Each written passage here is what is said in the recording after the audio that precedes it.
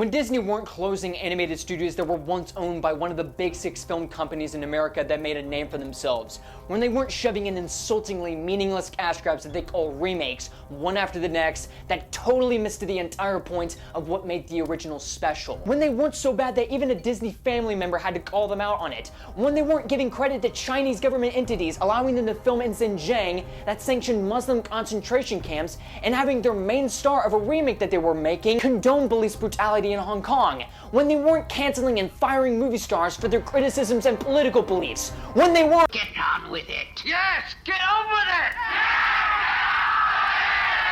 Alright. I'll calm down.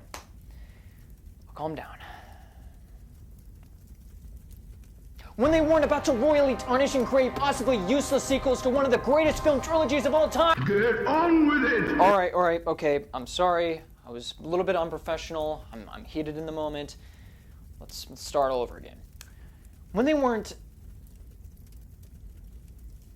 doing that, Disney, as I stated before in my Lion King remake review, are the pioneers of feature-length animated films, constructing beautifully memorable stories with relatable and memorable characters. So yeah, as you can see with me and Disney for the time being, take it as a ambivalent or love-hate relationship. Sure, I may have been adamantly against Disney's business practices and controversies over the past couple of years, but every once in a blue moon, they're able to provide an animated film that could possibly warm my cold, dead beating heart.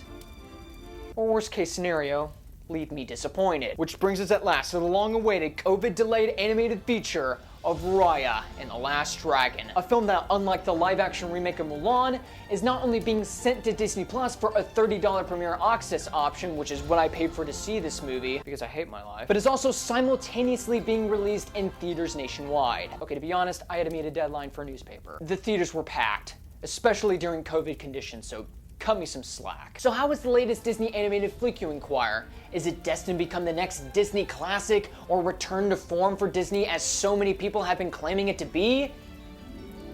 No, not necessarily. It's flawed and a bit contradictory, but it is a pretty suitable and visually wonderful animated film that has been made straight by the mouse himself. So, like always, let's get this review underway and find out exactly what those reasons are. 500 years ago, there was once an ancient civilization known as Kumandra, where humans and dragons lived together in prosperity and tranquility. Unfortunately, everything changed when purple pestilent spirits known as the Droon started roaming across the realm, turning the land's people, including the dragons who used the remaining essence of their magic to ward them off, into stone statues. However, the humans were saved from the parasitic entities by the last dragon of Kumandra, Sisu, voiced by Awkwafina, who used her magic to create a dragon gem to eliminate the threat, but then suddenly vanished after all of the chaos. Knowing the kind of magic that the orb can hold, rather than celebrating Sisu's sacrifice, humanity then devolved into a power struggle to gain control of the stone, resulting in the land of Kumandra to separate and divide into 5 different tribes, each of them named by a feature of the dragons: heart, tail, talon, spine, and fang. Flashing forward 5 centuries after, we cut to the main rulers of the Heart region: Raya, a young warrior princess in training, voiced by Kelly Marie Tran, and Chief Benja, her father, voiced by Daniel Day Kim. On a very special day, the chieftain has elected to arrange a feast for the 5 tribes to hopefully unite Kumandra and its people again. But when one of the tribes commits an act of betrayal, this results in the dragon stone accidentally becoming destroyed, with pieces stolen, bringing forth the Droon back from the shadows. 6 years after the devastation at the Heart territory, Raya sets out on her journey to find all of the dragon gem pieces stolen from each tribe, summon Sisu for help, and bring back peace to Kumandra once more. First of all, let's talk about the biggest no-brainer in this entire review. As per usual with Walt Disney's animated films, Raya and the Last Dragon's computer-generated animation is simply breathtaking,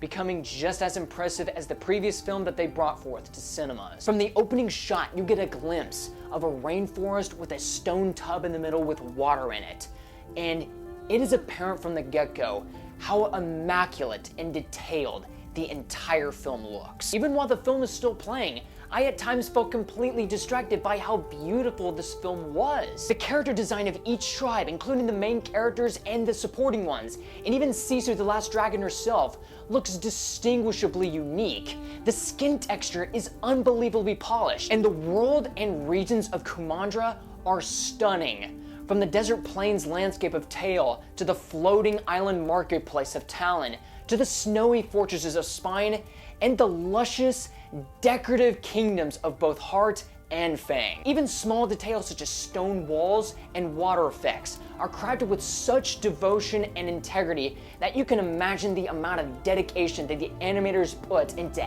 every single last polygon in this movie. And what works alongside the design and the aesthetic of the animation are the action sequences. There is an abundance of exhilarating action set pieces that, in isolation from the rest of the story, all look terrific on their own, especially the ones that stand out from the rest of the pack, which are these martial arts, kali stick, and even sword fighting sequences that Raya would have with the central antagonist of the movie, Namari, which I will get to later. What I also have to really accommodate this movie for is the fact that this film manages to bring in one of the best musical composers of all time, James Newton Howard, to handle the score for this movie. His orchestra score for this movie is absolutely whimsical, magical, and is used into such an amazing effect.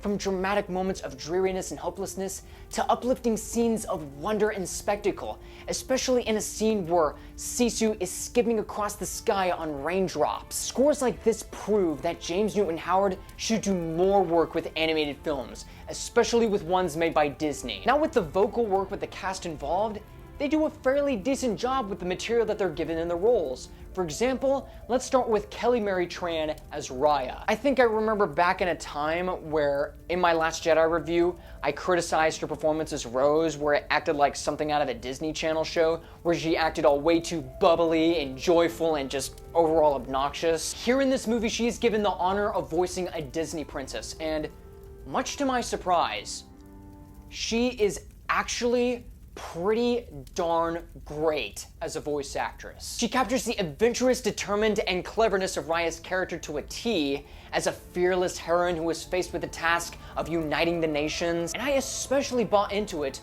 with her very sharp vocal performance and line delivery. And she does exceptionally well in her part whenever she is in a scene that involves emotional stakes. Whenever she's crying or just emoting about certain scenes, or even mourning about someone's passing, she does tremendous, and it's something that I never even expected from her to accomplish. In terms of the supporting cast, Daniel Dae Kim does a terrific job as Raya's warm and loving father, Gemma Chang does an admirable job as Namari, and the rest, from Benedict Wong, Isaac Wang, and Sandra Oh with their material, handle their characters and line delivery with care and charisma. And then you have Awkwafina as Sisu, the Last Dragon.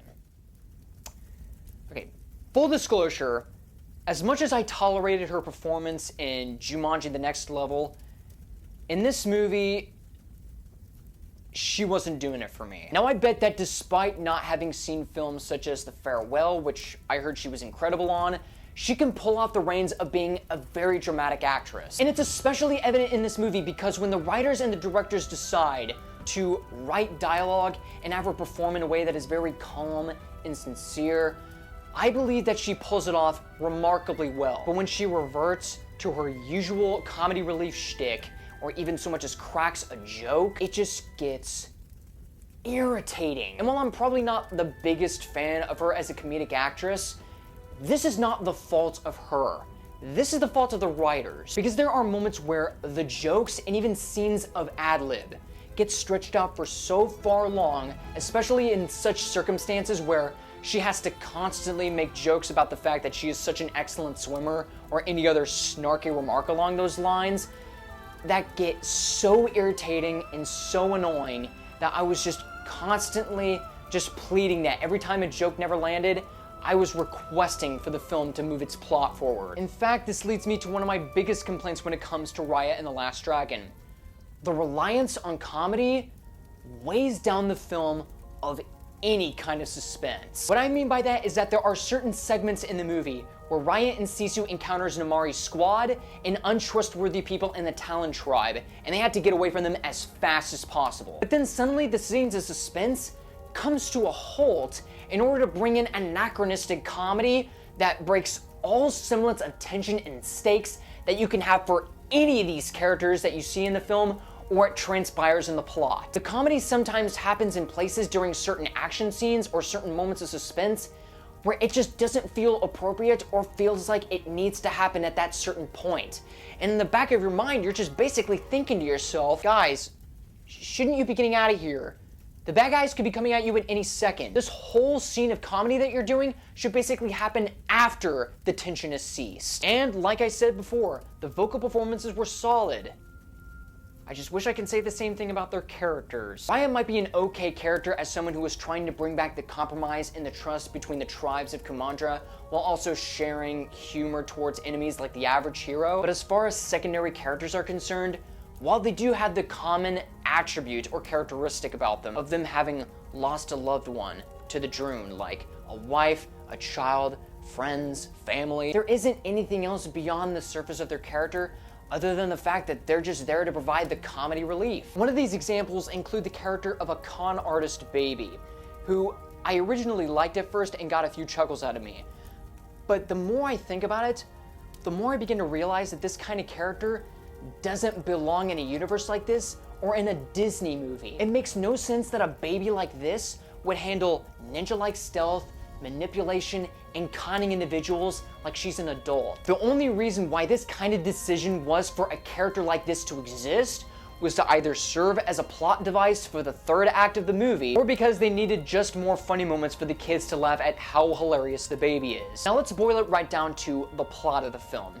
It does have your iffy, basic narrative of a predictable, run-of-the-mill narrative of characters going from point A to B to C and D, picking up important MacGuffins along the way in order to save the entire world. It's not to say that it is a bad story overall because of that consensus. There are several movies out there that have a similar plot to this one that have been implemented to perfection if done right. But one of my issues is that how the conflict comes back into play when it involves the resurrection of the Droon have been predicated on nothing but contrived nonsense and dumb freaking luck for our villain. First of all, it's super convenient for the villain that in the heart region, in which they have a tomb that is filled to the risers with net booby traps, they have no extra guards for the dragon gemstone or the entrance of the tomb itself. That and how lucky it is for Namaari herself befriending Raya as children up until they get to the dragon gem and betrays her, allowing for Fang and the other tribes to fight over the gem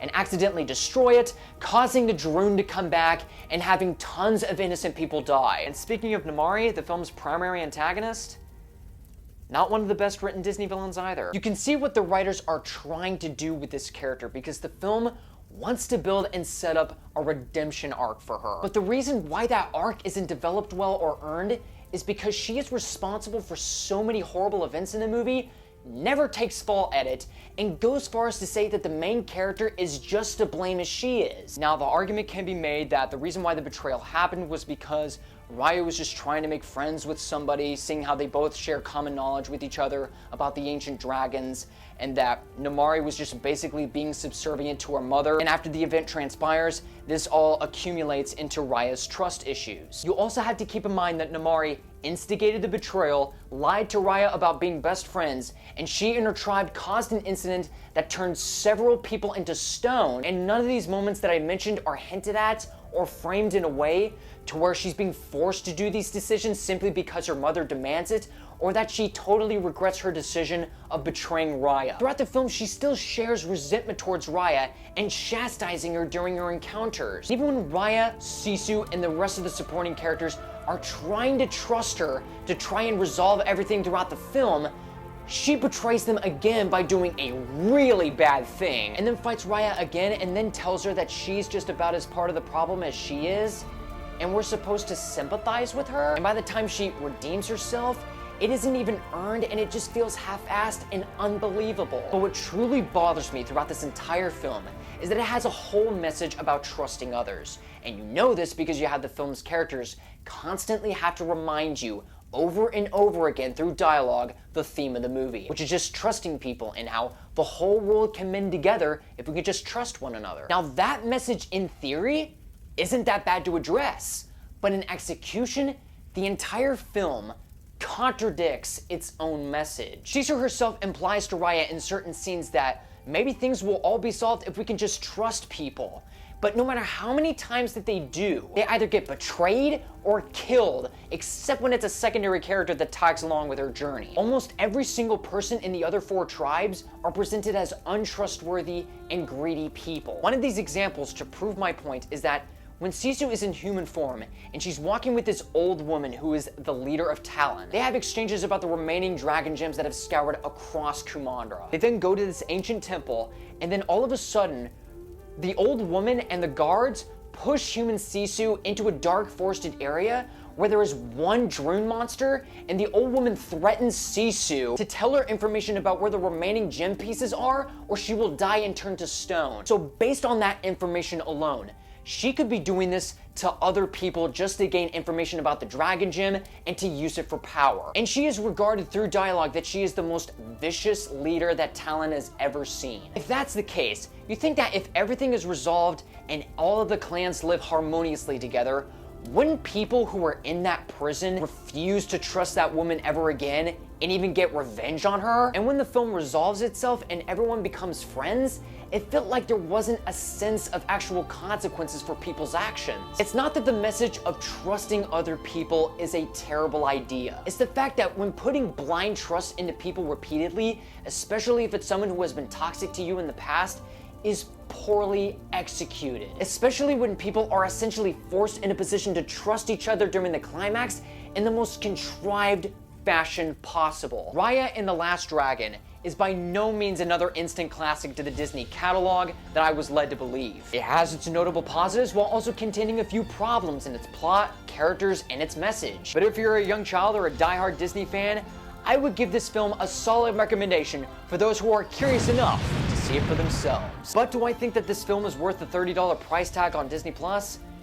I don't think so. But if you are a parent, there's one thing that you should never do under any circumstances. Moms and dads across the world, if you subject your child to this abomination of a movie, I hate to be mean, but you are just a failure as a parent. There is no excuse to allow your child to witness the horror of this movie. Alright guys, so that was my review of Raya and the Last Dragon. If you like this review, please like and comment below what you thought of the film yourself. You'll also find me on media outlets such as Facebook, Twitter, and if you have a phone, possibly find me on Instagram. And as always, if you'd like to see more reviews like this, be sure to subscribe for more. This movie may be okay, but I hope Disney next time can make a movie that is worth the $30 price tag on Disney Plus. That way, I can trust them right back. My name is Luke Nukem. You, my friends, have been blown away.